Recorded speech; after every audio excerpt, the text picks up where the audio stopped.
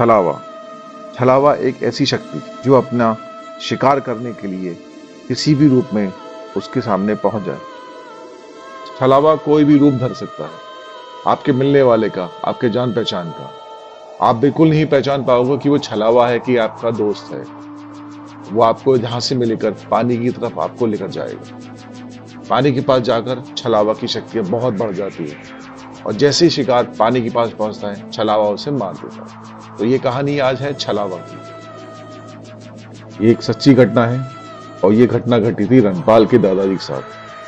आज से 40 साल पहले रणपाल के दादाजी अपने गांव से बाहर शहर की तरफ किसी काम से गए थे। गांव से शहर की तरफ जाने के लिए गांव वालों को गांव के बाहर बहुत दूर तक फैले हुए खेतों को पार करके एक सुनसान रास्ता पड़ता था जो कि जंगल के बीच में था। उसको पार करने के बाद ही शहर जाना होता था। एक बार रणपाल के दादाजी किसी काम से शहर गए और वापस आते आते उनको बहुत समय हो गया। जब वो लौट रहे थे तो अंधेरा हो चुका था। रणपाल के दादाजी अपनी साइकिल चलाते हुए आराम से गांव की तरफ आ रहे थे।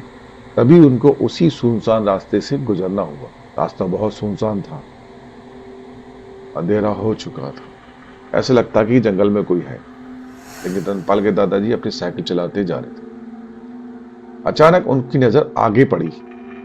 उन्होंने देखा कि उनकी साइकिल से थोड़ा आगे जाके एक महिला जा रही थी। उस महिला को देख करके रणपाल के दादाजी चौंके और सोचने लगे, जंगल में इस समय ये महिला कौन है? हमारे गांव की तो नहीं लगती है। चलो एक बार उससे पूछ लेता हूं। यह सोचते हुए दादाजी अपनी साइकिल को लेकर उस महिला के पास पहुंचे और पूछा, किस गांव की रहने वाली हो और कहां जा रहे हो? महिला ने कोई जवाब नहीं दिया। तो दादाजी ने बोला, देखो अंधेरा है, जंगल का रास्ता है, एक काम करो, मैं गांव की तरफ ही जा रहा हूं, आप मेरी साइकिल के पीछे बैठ जाओ। महिला ने ये सुना और बिना जवाब दिए साइकिल के पीछे बैठ गई। दादाजी साइकिल चलाने लगे। थोड़ा दूर जाने के बाद दादाजी को इस बात का एहसास हुआ कि साइकिल पहले के मुकाबले बहुत ही टाइट चल रही है, बहुत ही धीमी चल रही है। ऐसा लग रहा था जैसे साइकिल पे बहुत सारा वजन रख दिया है। दादाजी ने साइकिल रोक के दाएं बाएं देखा, सोचा कि शायद साइकिल में कुछ फंस गया हो, इसलिए साइकिल नहीं चल रही। दादाजी उतरे, चेक किया, फिर चले। साइकिल थोड़ा चलती है, फिर उनको महसूस होता है कि साइकिल कोई खींच रहा है। तो साइकिल बिल्कुल ठीक थी, हवा भी नहीं निकली थी, पंचर भी नहीं हुआ था। तो दादाजी ने सोचा कि आज क्या हुआ, आज साइकिल इतना टाइट क्यों चल रही है? तो दादाजी ने फिर साइकिल चलाना शुरू करा। थोड़ा दूर चल के साइकिल फिर उनकी टाइट हो गई। ये कई बार होने के बाद दादाजी बड़ा संकोच हो गए कि आज हो क्या रहा है।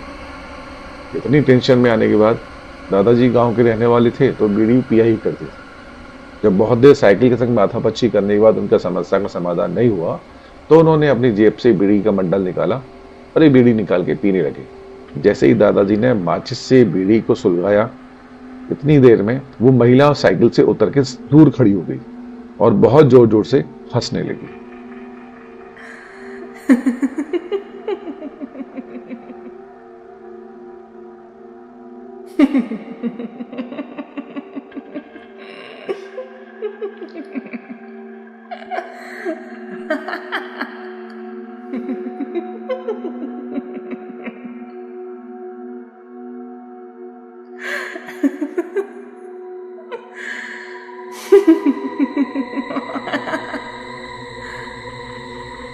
यह देखकर दादाजी चौंक गए। महिला के इस कदर हंसने से दादाजी चौंक गए। तभी उस महिला ने नाक के सुर में बोला, आज तो तू बच गया, किस्मत अच्छी है तेरी, लेकिन अगली बार नहीं बचेगा। इतना सुनते ही दादाजी साइकिल छोड़कर भागे और सीधा गांव में आकर रुके।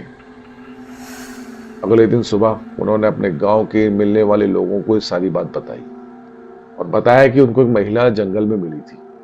उनकी बात सुन के गांव के कुछ लोग जो उस महिला से पहले भी मिल चुके हैं, सबने बोला था कि हाँ, एक महिला है जो जंगल में घूमती है और वो महिला नहीं, वो छलावा है। वो तो अच्छा हुआ कि आप बच गए, वरना उसके चंगुल में आने के बाद कोई भी नहीं बचता। वो महिला उसके बाद दादाजी को कभी नहीं दिखाई दी। लेकिन अगली अमावस्या आने पर दीनानाथ चाचा जब शहर से गांव आ रहे थे, वो महिला उनको वापस मिली। अगले दिन दीनानाथ चाचा की लाश जंगल में पाई गई।